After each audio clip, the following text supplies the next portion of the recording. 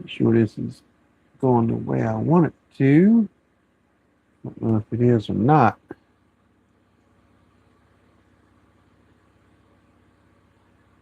Let's see if it's oriented the correct way. Nope, it's sideways, and I told it not to go.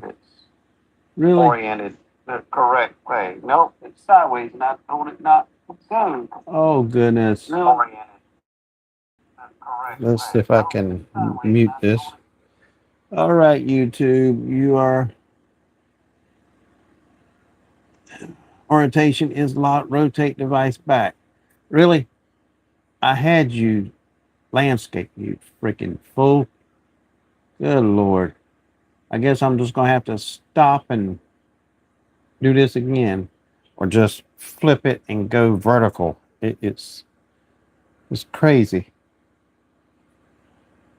It rotated on me. Let's see what we can do about this. We can change this to make it work. Good Lord. It was right.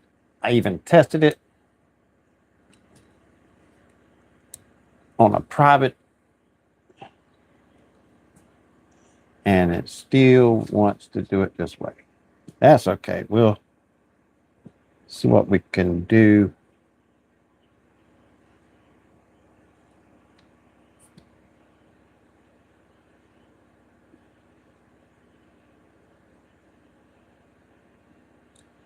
I guess we're just going to have to go with it this way. It's crazy how I tested it and it worked, and I did the exact same thing, and now it wants to go vertical. It's crazy. It's crazy. But that's the way it goes.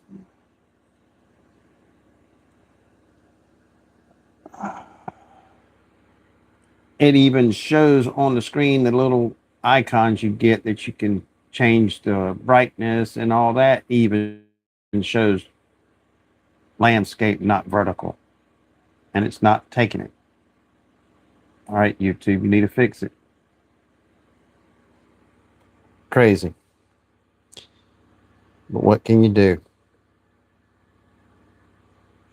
Crazy. What? But nothing I can do about that unless I stop and restart. But I'm not going to do that. That's just nonsense of doing that. I guess if you got your cell phone, it's going to make it even easier on you since it's vertical. Just a few things I want to talk about that's been going on. Oh.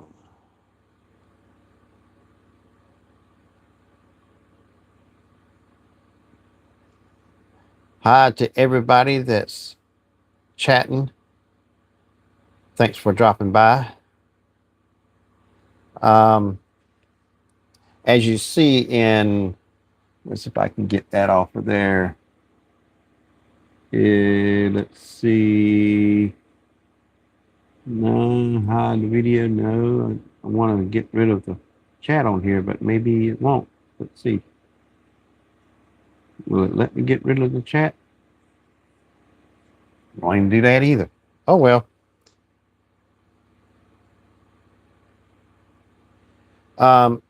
As you saw in some of my previous videos, that I got one RV part finally let me do some fiber in there. It's a small RV park. I still haven't finished it yet. I got the fiber ran from the main hub that I got in there out to all the RV spots except one. They won't let me dig or trench underneath the road to one RV. So that one is going to have to stay wireless.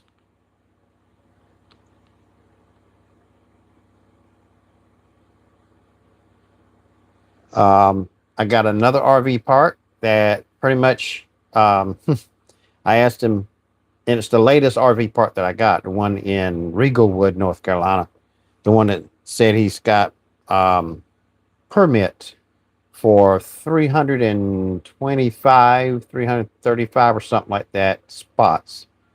And he's doing like 29 spots at a time.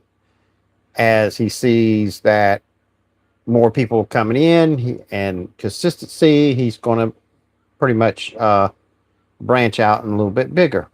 He didn't want to just build a whole thing and then hardly anybody shows up and just all that big investment. Because electrical and plumbing and all that would have been a lot of money for him to invest in. So he's playing it safe. But he's doing 29 spots at a time. He'll take another section in the woods, landscape it, and put another 29. So that's going to make it easy to do fiber. And I asked him if I can do fiber. He said, go ahead. So I'm going to start getting the materials so I can deploy that location, run some micro duct. I got to go out there and figure out exactly how I'm going to run it according to how the OLT and the splitters and all that to be able to get to all the RVs out there.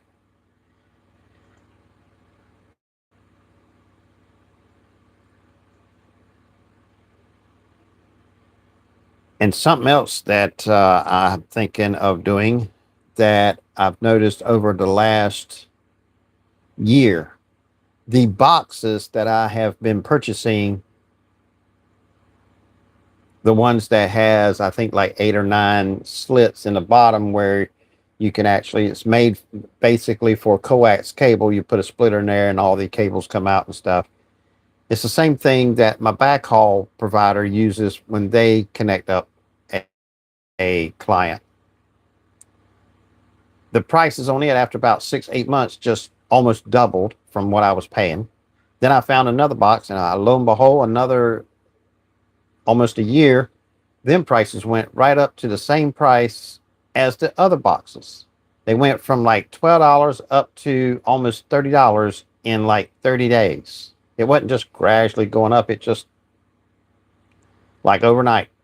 And I'm like, no. I mean, if it was a business, it'd be different, but I'm not trying to spend a lot of money on every spot that there is that I'm putting it in. So the way to eliminate that, and that's the 4th box kind that I have purchased to be able to set up at a client and they don't have to be there. I can set up a pole, set up the CPE, run the wire, put the box, plug it into their GFI. They don't have to be there. But with the inflation of the, or price gouging, whichever it may be, I don't know. I don't have no proof of either one, whatever it may be. But it's just, I can see gradually going up, but just, like overnight, just double the price. It's just nonsense. So I'm thinking of just running the CPE, put it on a pole, run the wire straight from there, straight into the RV. Now, there has been some RV owners that do not want to put it on the inside. So I guess them, I'm going to have to use a box because they don't want to, for any wires or any holes or anything like that. But I can go into the slide out, but some of them still resist. But I do, I guess, whatever I can for each one. But I'm going to try to push of putting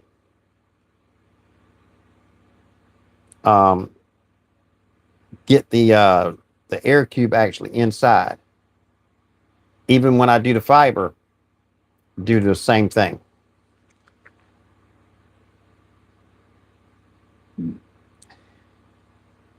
The drawbacks on that, to a point that the reason why I put the box out there, like I said, is the client don't have to be there. So that made it more convenient for them, and also made it more convenient for me because I can get a list of people that install, and I just go install, and I didn't have to worry about anybody being there. So that's going to be changed. tremendously because I'm going to try to get everybody to let me put it on the inside. The rain and the heat has been putting me so far behind trying to get all this stuff done that I have of installs, uh, the infrastructure, changing out some 120 sectors to Omni antennas. I put the 120s up there just for temporary, just to be able to reach people in that last, not the very last part, but the one at the beach, so I can get the people at each end actually connected that's behind the trees. Now, I've ordered the Omni antennas and the radios. I just haven't stopped long enough. And when I do get the time, it seems like it just wants to be brutal hot or just pouring down rain. And it don't matter. It's going to be one or the other, if not both. And I'm still trying to get people to use the ticket system, which is in place to make things just work better, but they still want to text or they want to email. And it's to the point now, if they text me or they email me, I just read it and delete it. I'm not going to sit there and babysit and try to find out who it is. 9 times out of 10, they don't put their name on the text. They don't put their name on the email. And the email they sent it from does not match any email in the accounts. And I'm not going to sit there and try to find out who it is. I got a thing in place. You get account, you need a question asked or answered, or you got a trouble, write up a ticket. I've lost a few people. Like, that's just nonsense. Any place that has a business has a phone number. They can go, I told you this is not a business, it's a hobby, and I got things in place. Not every business runs a business or a hobby, whatever you want to call it, the same way. I got things in place. I'm not going to babysit. And them kind of people, they just nitpick anyway about every little thing. I'd rather get rid of them up front before they nag you to death about every little thing. Like, I don't have no power or no internet, and it's the GFI, and they think it's my responsibility because my equipment is plugged into it. Not how it works. I had somebody that said, well, the last 2 nights, we didn't have internet until 3 o'clock in the morning. That's because my backhaul provider had issues. They had a power outage in it, but they want to blame me. Them kind of people, after you even explain to them what happened, they still want to blame you. I don't get mad about it. I just don't want them kind of people. But you're going to run into them kind of people, and you just have to deal with them. Just tell them the way it is and let it go. So if you're thinking of opening your own WISP business or any kind of business, you're going to have them kind of clients or customers that you can never satisfy.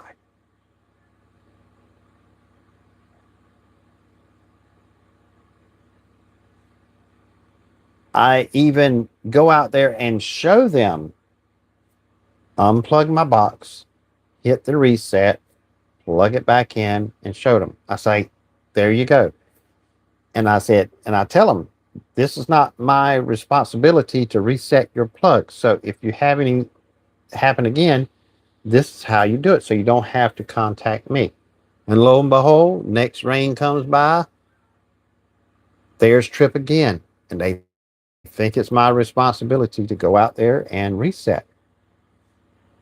And they got teenager kids and stuff. I'm like, come on, let's get back to reality, how things are supposed to work. What do you work for?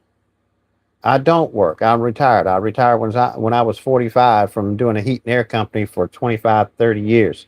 And I retired 15 years ago. This is a hobby just to get myself out of my house. out of my studio. But with this heat and all this rain, it's kind of backfiring on me because it don't want to let me out and do anything. But either way, I enjoy every bit of it. Meeting new people, hear the stories they have to tell, getting people internet at a very reasonable price. Um,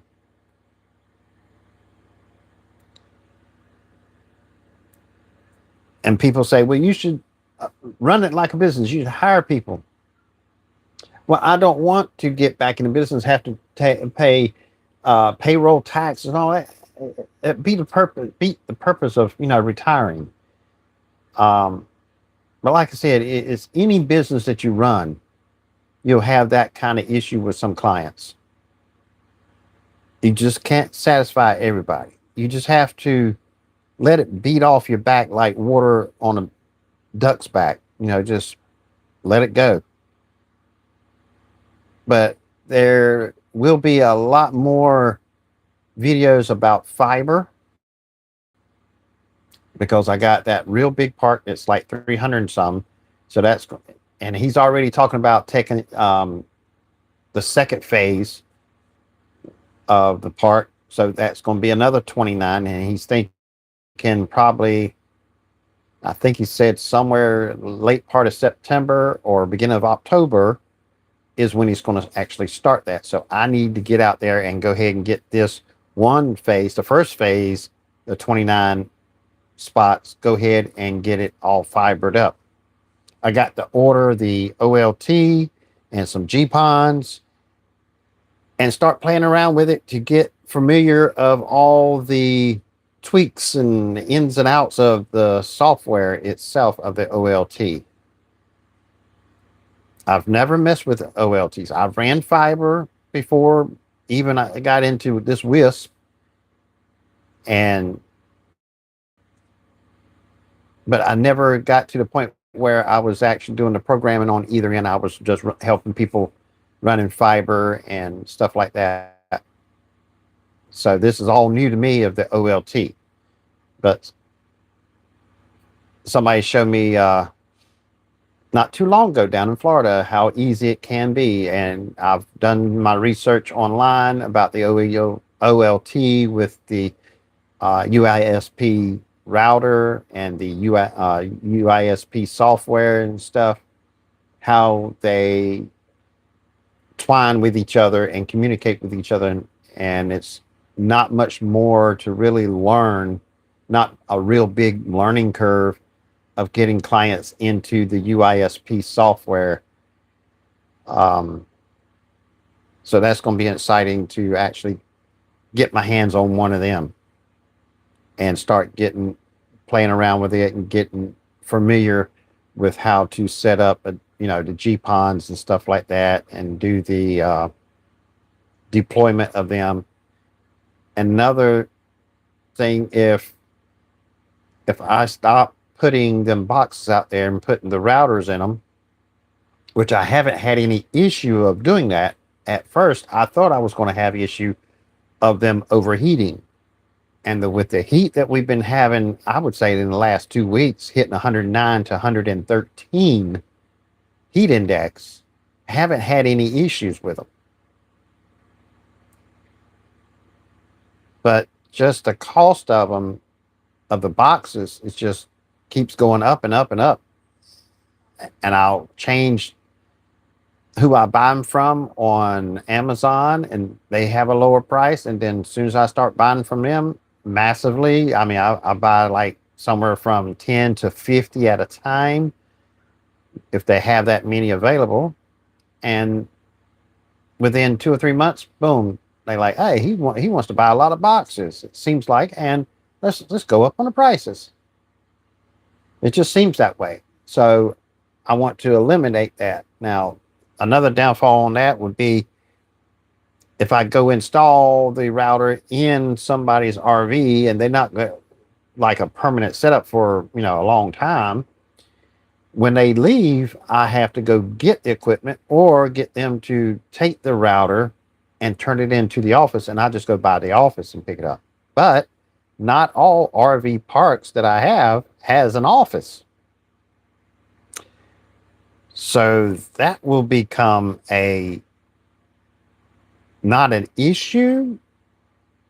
It's going to be more of me have to drive and go get it.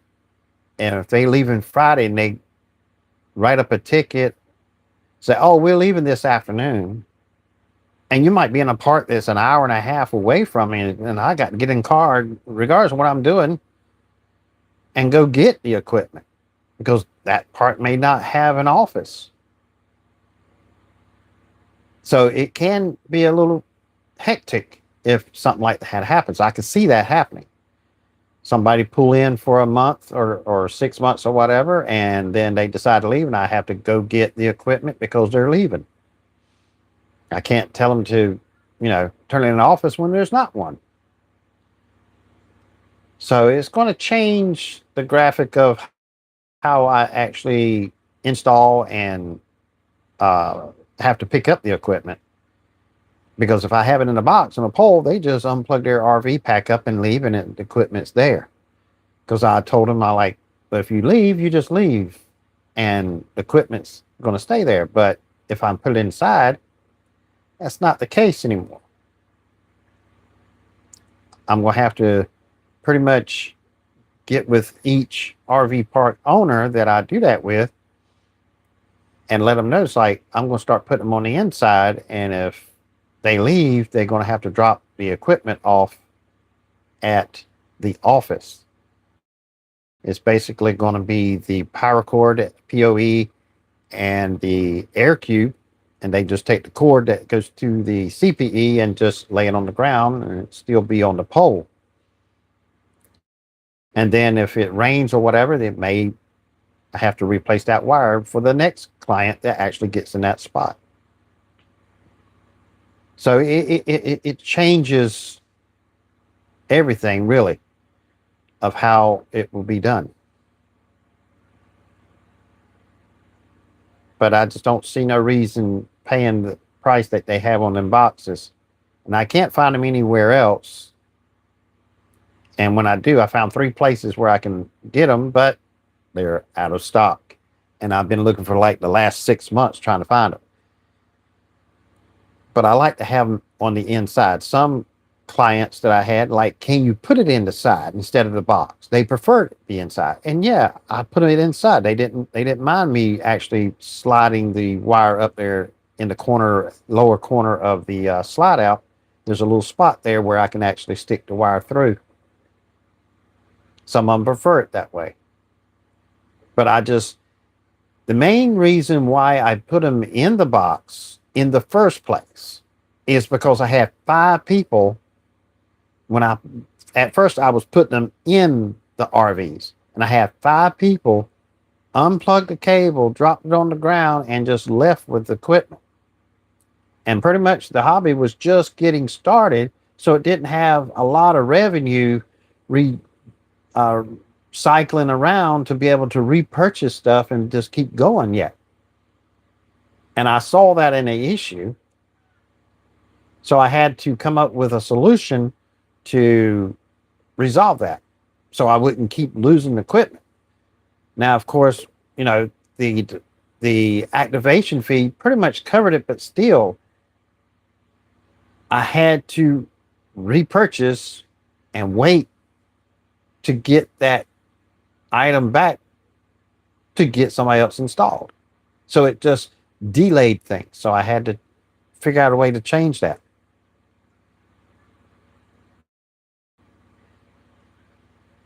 Maybe I'll get them to, instead of wait for maybe like 5-7 days before the first invoice goes out, maybe activate it and get it to send the invoice out the day that I'm actually installing it, or tell them they got to pay the activation fee before it actually gets turned on. But then again, I looked in the WISP software, there's no way to put account on hold. At least I haven't found, and I've searched the internet and I haven't found a way to get it to activate After I got them to set up their account and make it stay in dormant until they make that payment, then it activates itself. I have to manually activate it. And during the summer, that would be chaos because then I would have to check and see who paid, and then I have to go in the account, then I have to activate. That's just too much to actually do because I'd be too busy actually installing. So it's dang you if you do, and dang you if you don't. So I've got to tweak a little bit of doing a little different to make things a little bit smoother. But that's the way it goes. Not everybody will be say, "Hey, I'm leaving. Can you come pick equipment up? We're going to leave, in 3 days." I've had some people do that, but most of them they just leave, and some of them have actually taken the equipment. And I got 3 of them back. They actually mailed me the equipment back to my house, but the other 2 never got a hold of them.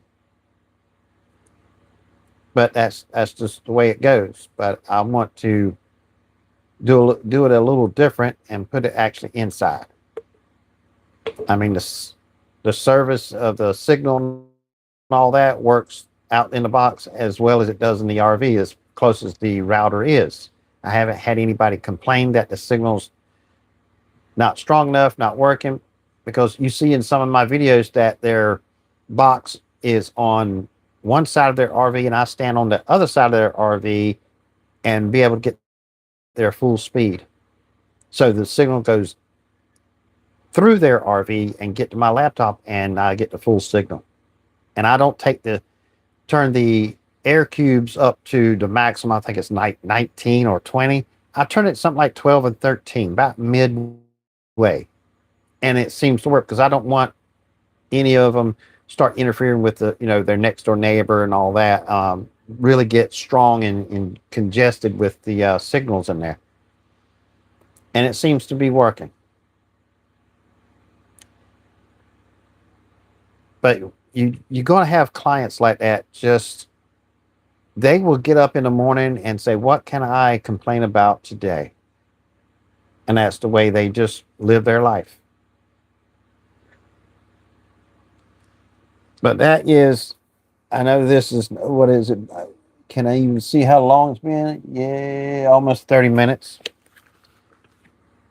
I didn't want to make a long show because I'm doing this on my cell phone. As you can tell that I'm not actually in my studio. I'm actually sitting in my RV.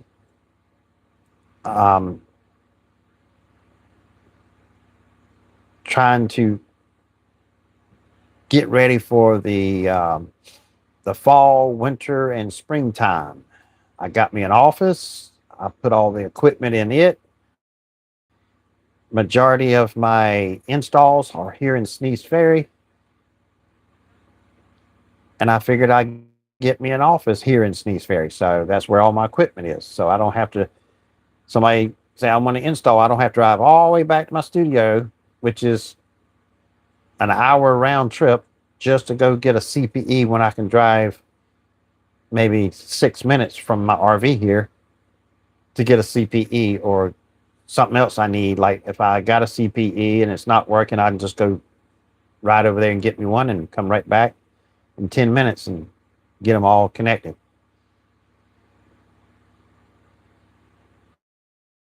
Now I've been buying different rolls of fiber. I bought some cables that's got like 6 cores in it. I got some that's got 2 cores in it, got some more single cores. So I need to get up to that latest RV part and do a layout. I got even a few thousand feet of micro tubing because I don't want to run the fiber actually in the ground in this big part, and then something goes wrong, then I have to trench and put another one.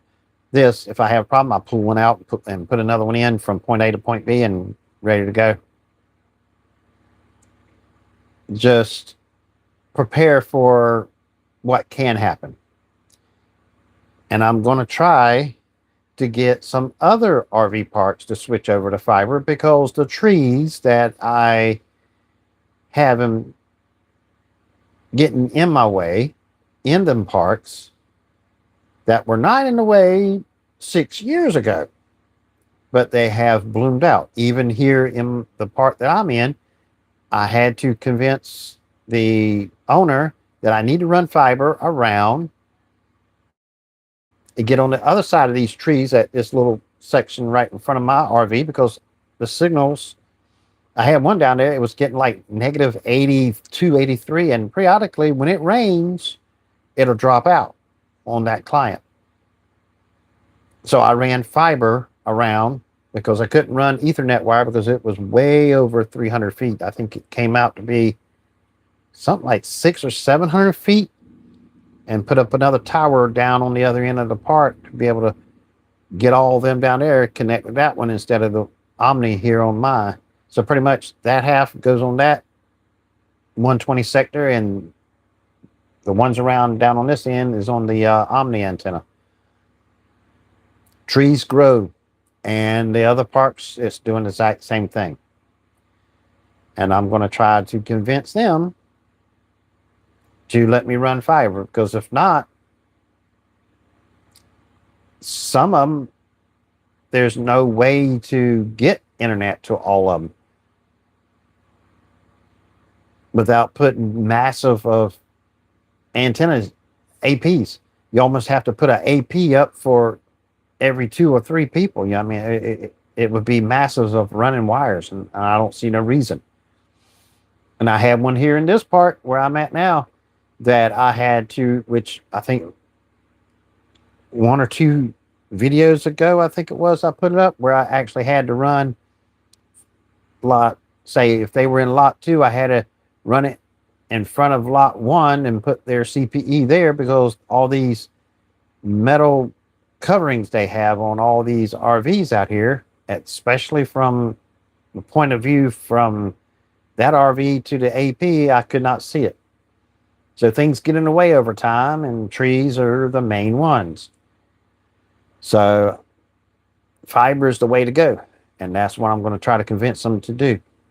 And this park is probably, it's probably going to be a while before them trees on the other end start blooming out, that there won't be no choice but do fiber, or just stick a access point down there like most RV parks and campgrounds do. You know, they just put a few antennas out and try to set up a mesh and hope for the best that you actually can connect to it and it'd be free. But I don't want what if, or can you.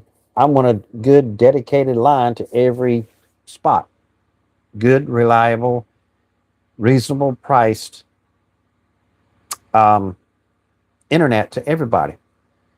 Eventually I'm like, well, it's getting to the point, it's like, well, you let me run the fiber, or you're going to have to cut these trees down so I can actually, you know, have a line of sight. Air conditioning just turned on. I don't know if that's interfering with the sound or not. Hopefully it's not, but that's basically all I got. Like I said, try to do it on the cell phone, and here it is. It went vertical, even though I told it go, you know, landscape. And it just, it went, first it went right, and then all of a sudden it just went vertical. After it went live, and just flipped. It's flipping out. But that's okay. It wasn't going to stop me. It's flipping out. So I want to thank each and every one of you for coming by. And like I said, I'm going to dedicate my time on the weekends on the other channel on Saturday, and here on Sunday doing the live shows. And if you got any questions, please, or comments, leave them below the video after the video is done and the live stream is done. I love reading comments. Right now, I read every one of them. And I love to interact with the viewers of my channels. So if you got questions or comments or anything, leave it below the video and I'll get right back with you. So with that said, thank you, and I will see you in the next video. And I'm still working on the solar system in the RAV4 and figure out what the issue is. And I think I figured it out. I think it was just a loose connection, but I'm doing some testing. And right now I'm charging, see if this part actually works on here. Yeah, I'm charging the battery one at a time.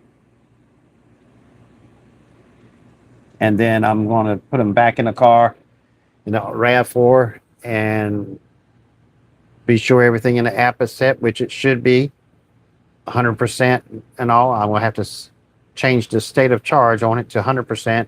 Everything else should be fine. And then just use it and see if it has any issues. Go camping and make some coffee, put a real stress on it, and just see what happens. But if you want to see the process of getting that done, look on the other channel, my book channel, and you'll see me working on it and seeing the steps I take and see what the end results are. But with that said, I'm out of here. I appreciate you coming by, and I'll see you in the next video. Thank you.